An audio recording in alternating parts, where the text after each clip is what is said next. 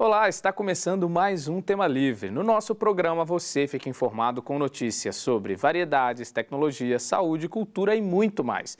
Na semana passada, nós te mostramos um pouco da importância do projeto do Plano Diretor para a nossa cidade, né? Ainda mantendo a discussão sobre o desenvolvimento urbano e sustentável de São José dos Campos, resolvemos esta semana apresentar um panorama das áreas verdes do nosso município e de que forma podemos traçar a conservação desses locais. Parte das ações voltadas para a preservação da natureza local está justamente no plano diretor. Mas o poder público sozinho não é o único responsável por isso não, viu? Nós temos que fazer a nossa parte no dia a dia. Por isso eu conversei com especialistas que vão contar para a gente de que forma a nossa legislação garante a sustentabilidade e qual o papel do cidadão nesse processo. Vista de cima, a imagem chama atenção. Cidade e mata convivendo lado a lado. Toda essa área verde é conhecida como Parque do Banhado, um dos cartões postais de São José dos Campos. Com extensão de cerca de 5,5 km², o local é uma das 2 unidades de conservação e proteção integral do município. E quando observamos o mapa de São José dos Campos, um detalhe chama atenção. A maior parte do território é composto por matas e área rural, 63% para ser mais exato.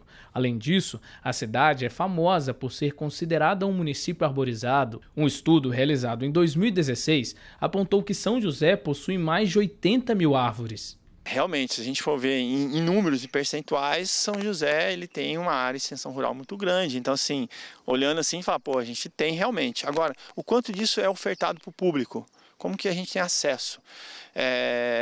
Então, o São José dos Campos ele tem, por exemplo, o Parque da Cidade, tem o Parque Santos Dumont, tem o Parque Vicentina Aranha, né? São parques que estão localizados numa região muito concentrada por uma parcela da população.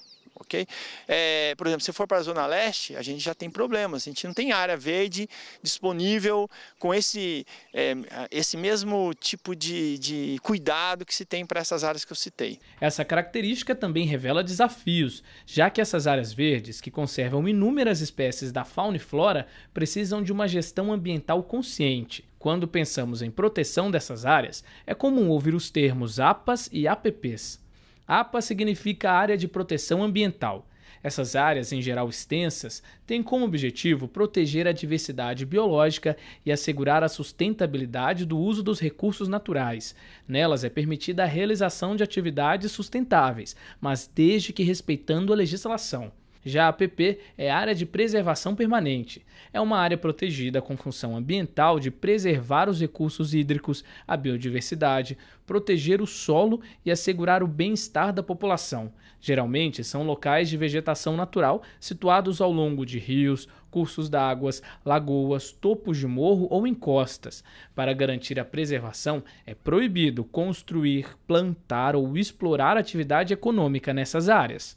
São áreas, tá, que têm uma função ecológica muito grande, tá, principalmente para a questão hídrica, tá, em si, as nossas APAs, a várzea do banhado, ok? As APPs, como a gente já falou também, tem uma função hídrica, e isso obviamente vai refletir numa qualidade não só ambiental, mas de saúde. Então, São José, especificamente aqui, a maior preocupação que a gente tem que ter é com a questão da segurança hídrica, né? E aí isso, quando você preserva, você vai ajudar na biodiversidade, vai ajudar a fauna, vai ajudar a flora. Então, isso tem um impacto, né? Ele é um efeito dominó, vamos dizer assim. São José dos Campos possui 3 áreas de proteção ambiental. São elas a APA de São Francisco Xavier, a APA Municipal da Serra de Jambeiro e a APA das planícies aluvionares dos rios Paraíba do Sul e Jaguari. Ao todo, essas áreas somam quase 150 km² de mata. Nosso município tem ainda 2 unidades de conservação e proteção integral. Uma delas é o Parque do Banhado, que você viu no início da reportagem. A outra é o Parque Augusto Husky.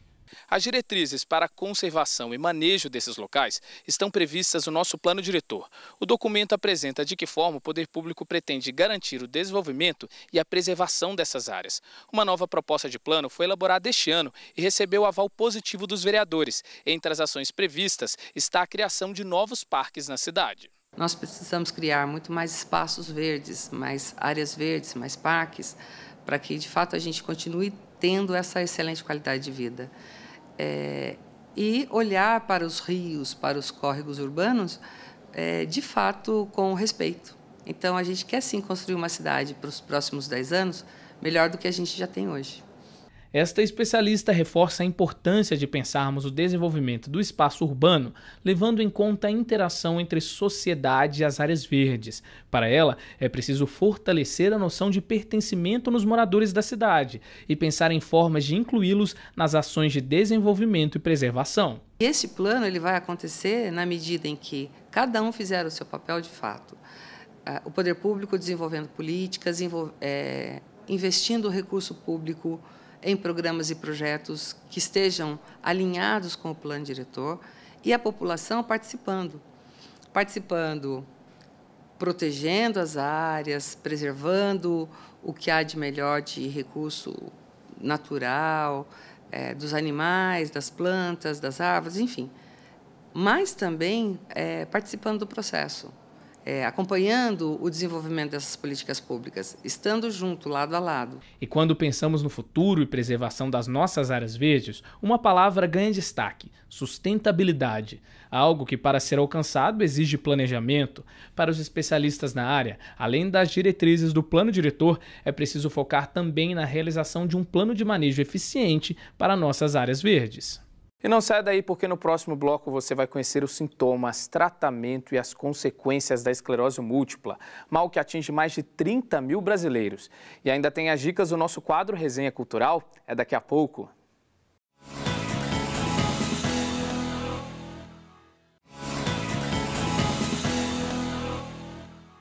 E o Tema Livre está de volta. Nós abrimos este bloco para falar de saúde. Você sabe o que é esclerose múltipla? É uma doença autoimune que afeta o cérebro, nervos e medula. Como consequência, o portador pode apresentar tremor, espasmos, fraqueza muscular, além de alterações na fala e visão. Estima-se que no mundo, cerca de 2,5 milhões de pessoas tenham a doença. No Brasil, segundo a Associação Brasileira de Esclerose Múltipla, este mal atinge 35 mil indivíduos. Para nos explicar melhor sobre o tratamento, prevenção e consequências da doença, a repórter Fernanda Garcia conversou com um médico neurologista e tem mais informações para a gente.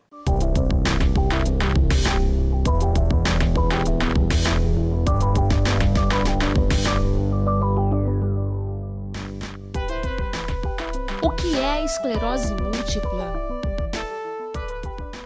Bom, a esclerose múltipla é uma doença inflamatória, autoimunológica, que afeta o sistema nervoso central.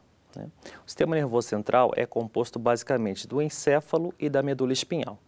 Então, qualquer região dessas que eu acabei de citar pode ser acometido pela essa doença, que é inflamatória e que é autoimunológica.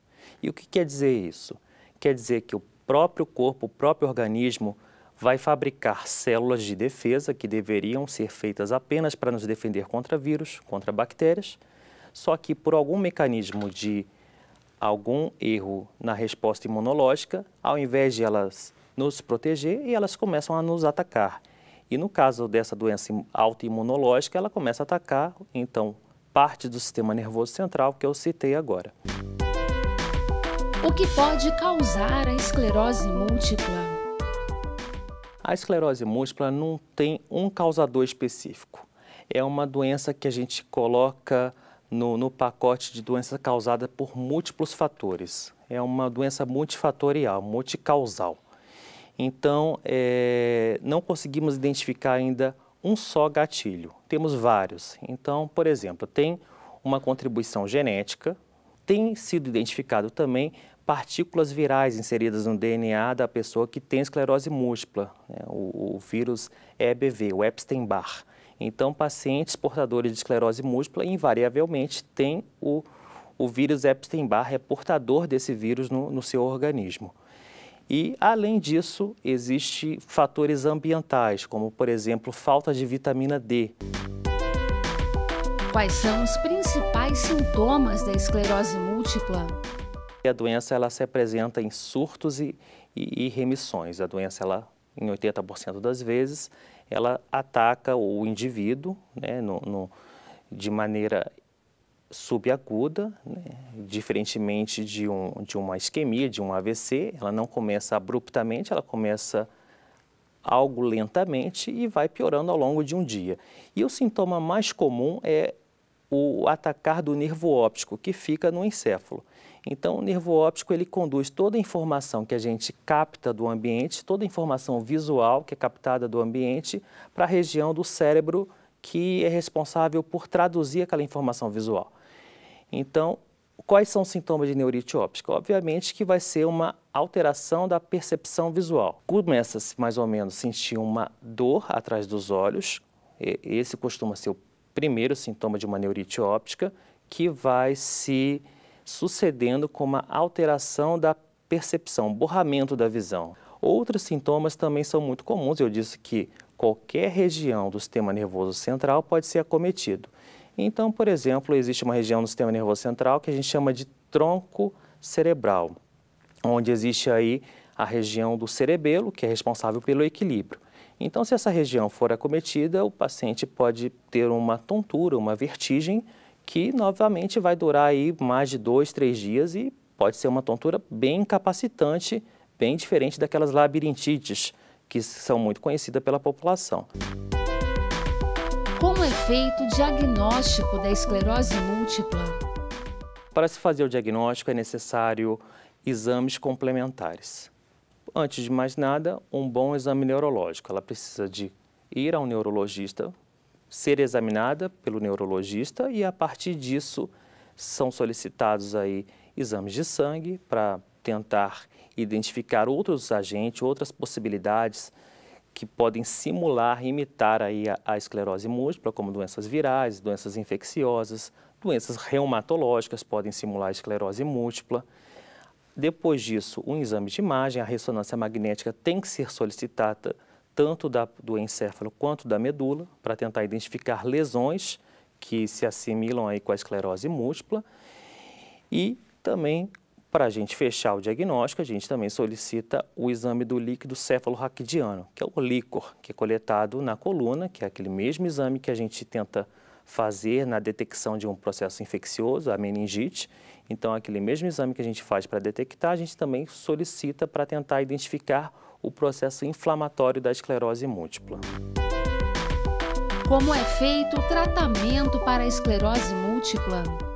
O que nós temos disponíveis hoje em mãos são medicações injetáveis, subcutâneas ou intramusculares, são medicações de primeiras linhas que são disponibilizadas pelo SUS, que o paciente faz uso aí regular, ou diariamente, ou dia sim, dia não, com o intuito de diminuir a atividade autoimunológica, a atividade do sistema imunológico contra o seu sistema nervoso central. Cada esclerose múltipla tem que ser tratada de maneira individualizada, com uma medicação mais específica para cada grupo.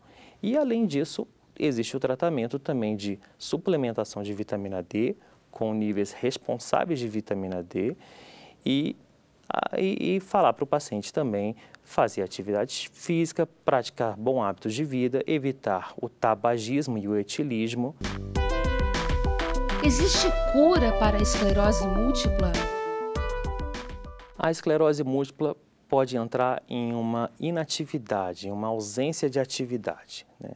E a gente não consegue determinar hoje em dia a cura da doença, porque o desencadear da doença é, por algum motivo, uma ativação do nosso sistema imunológico contra partículas do nosso sistema nervoso central.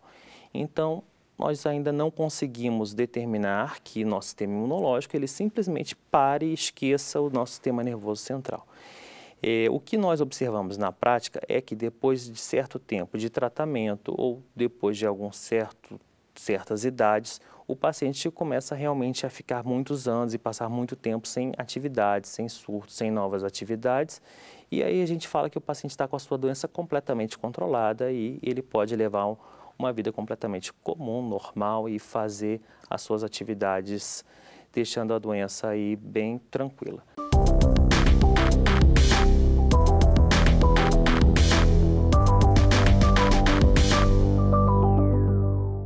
E chegou a hora do nosso quadro Resenha Cultural. Quem traz a dica da semana pra gente é a Tamires Trindade. A sugestão é o filme Bohemian Rhapsody, que conta a história da banda Queen. É com você, Tamires.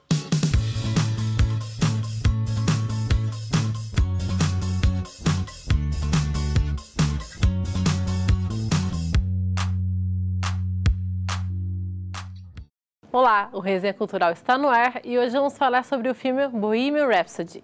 O filme, dirigido por Bryan Singer, conta a história de formação da banda Queen.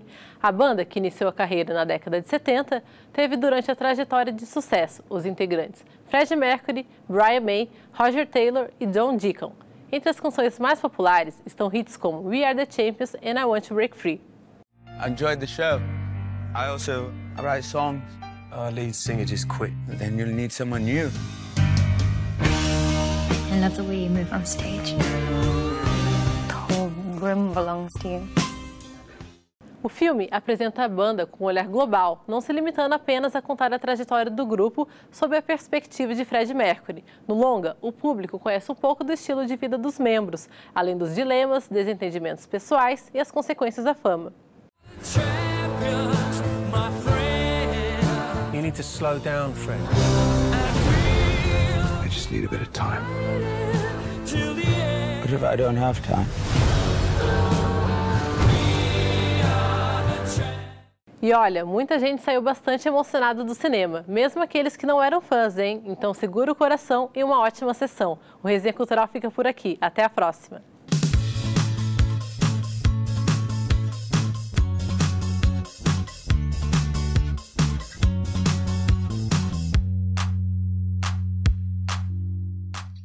E a gente vai para um rápido intervalo, mas já voltamos porque tem mais dicas de entretenimento para você. No quadro Sons da Cidade, você vai conhecer uma banda joseense que carrega no estilo influências de rock alternativo. E ainda, você já foi conhecer o Museu Interativo de Ciências de São José dos Campos? A repórter Renata Marangoni fez um tour pelo local e vai mostrar para a gente as principais atrações. A gente volta já.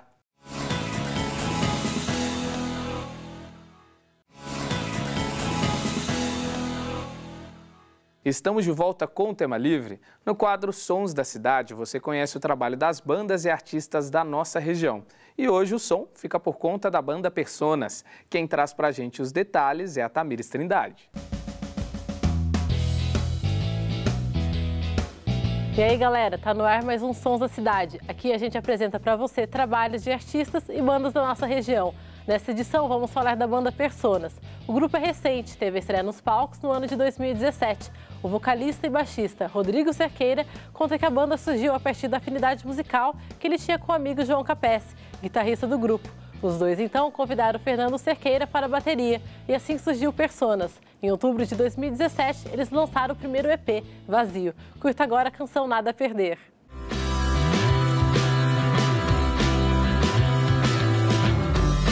Você sumiu e eu fiquei sem chão. Suas palavras forem vão. E onde é que eu vou parar? Estando fraco pra continuar.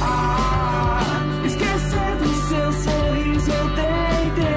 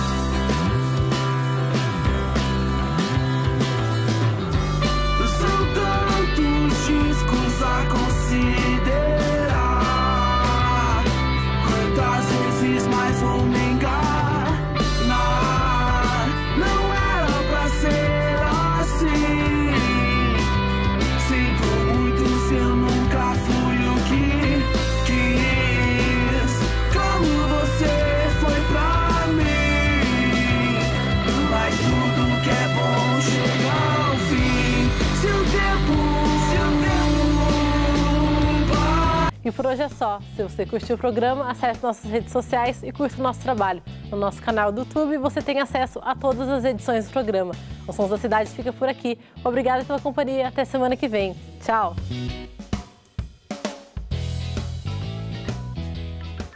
Em novembro, São José dos Campos ganhou um espaço especial e interativo para discutir, aprender e descobrir na prática os fenômenos da nossa ciência.